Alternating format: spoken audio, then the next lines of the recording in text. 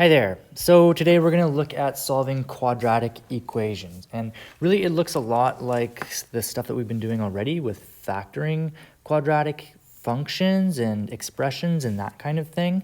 So let's take a look at this question here. So we're going to solve this quadratic equation. It's a quadratic equation because if we expanded this, well, we would get something that looks like, well, 2x squared plus 3x minus 16x minus 24, right? And this is obviously a quadratic expression, and this would be all equal to 0, so now it's a quadratic equation. So keep in mind, we could combine those like terms, but that's not really what we're doing here. We're solving the equation. So so this is quadratic, and we're going to solve it. So recall that so if a times b is equal to 0, then a equals 0 or b equals 0. That's kind of the fact that we're going to be relying on a whole lot today. So in this case, because this first factor is multiplied by this factor, and their product altogether is 0, it means that one of those two must be 0. So I know that x minus 8 equals 0, or 2x plus 3 is equal to 0. In the first case, x is equal to 8. And in the second case, well, we'll have to do just a little bit of algebra, but basically it'll look like the following. 2x is equal to negative 3, and then x is equal to negative 3 over 2. So what we can say is that x is in the set 8, comma, negative 3 over 2. Another way of writing it, we could say, or x equals 8, or x equals negative 3 over 2.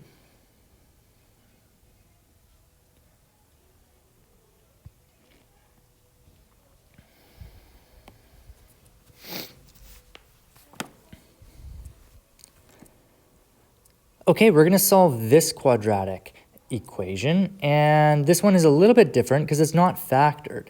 So we're going to have to do a little bit of work here, but you'll see that it's actually not that bad. The first thing we want to do is collect all the terms onto one side, so the whole thing ends up being equal to 0. In other words, I'm going to get the following. Well, I'll write m squared minus nm plus 14 is equal to 0. You could think of it like bringing each term over to the other side and setting it equal to the opposite. So in other words, multiplying it by negative 1. So I subtracted 9m from both sides, and I added 14 to both sides. Now that it's all equal to 0, you can see that we have a quadratic expression on the left. So we're going to factor that, and hopefully by now we have enough experience factoring that we can see exactly what we want. In other words, I know that the numbers I'm looking for are, well, I'll just set it up. I've got m and m. This is still equal to 0. And I'm looking for factors of 14, positive 14, that when I add them together, I get negative 9. Well, that would be negative 2 and negative 7. So I've got m minus 2 and m minus 7. That's all equal to 0. Okay, so that means that m minus 2 equals 0, or m minus 7 equals 0.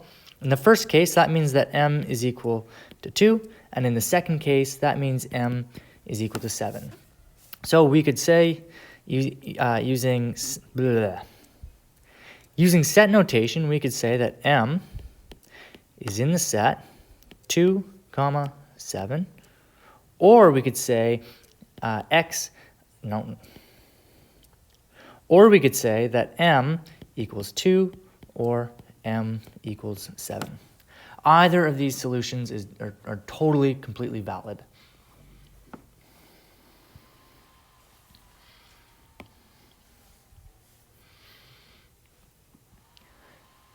Okay, let's take a look at this question here.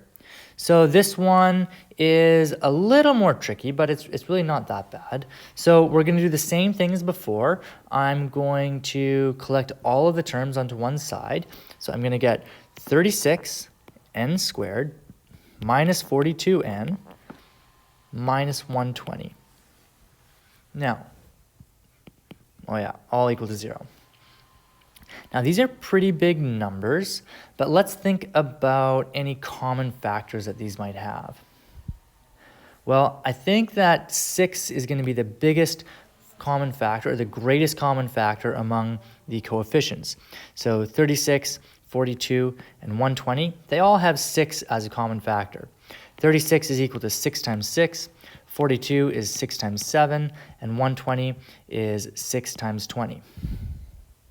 Okay, so let's factor out that common factor of 6 and see what happens.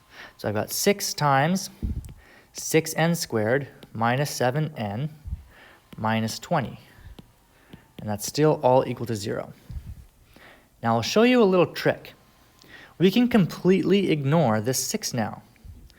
The reason for that is I can multiply both sides of this equation by 1 over 6. In other words, I'm going to get something that looks like this.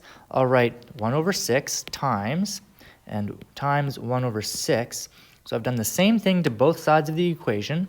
I've multiplied the entire equation by 1 over 6. And what I'm left with is, well, these will cancel out. And, well, 0 times anything is just 0, so this cancels out too. So I just have 0 on the left and 0 on the right and 1 on the left, which gives me 6n squared minus 7n minus 20 equals 0. Now these numbers are a little bit nicer to work with. So I'm going to follow those same steps as before. So I'm looking for, well, first I'm going to multiply 6 times 20. I get 120.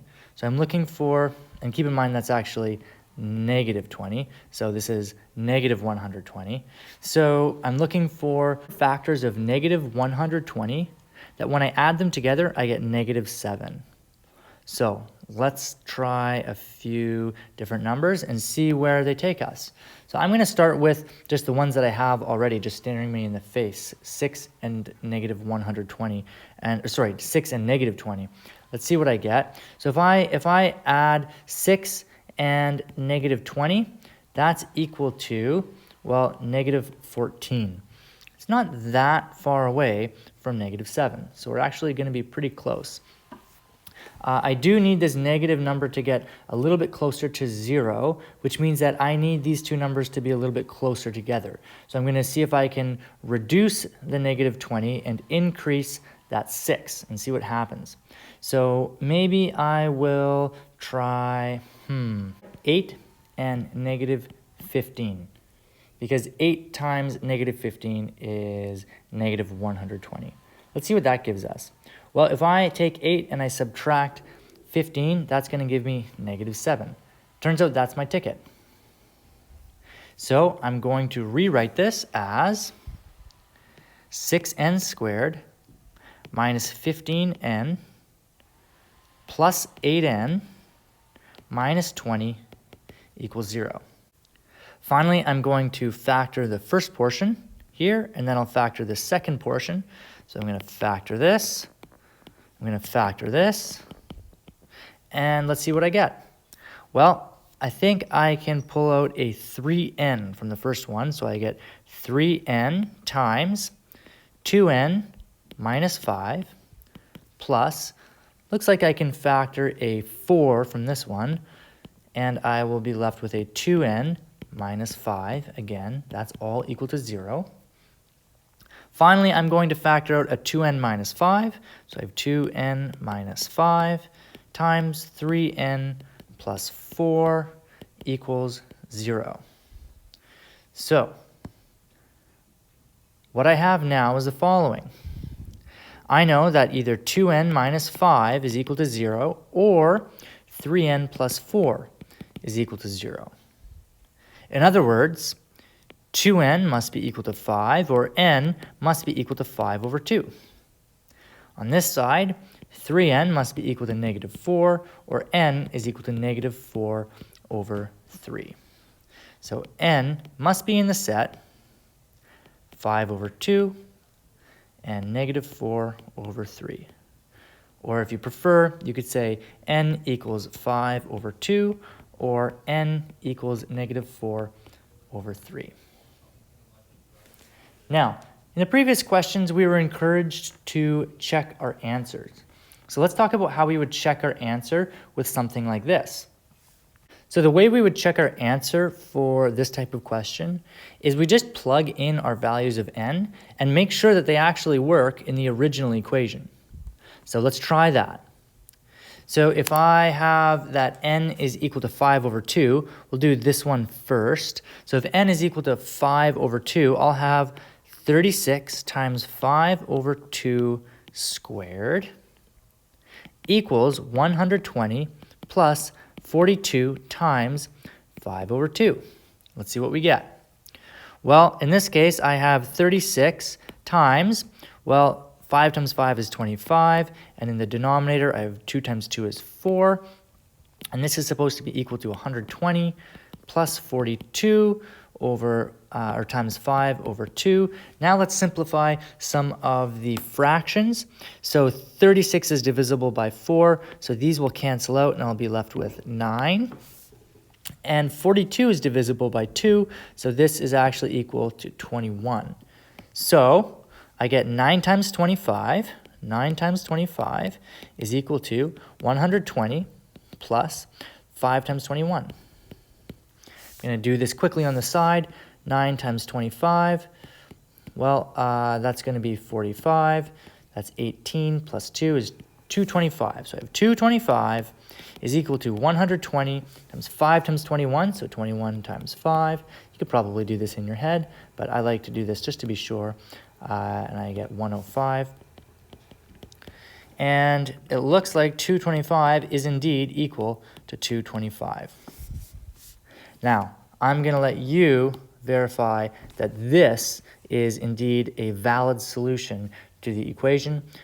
Basically, just do the same thing that I did, except instead of substituting 5 over 2, you would substitute negative 4 over 3. Okay, see you next time.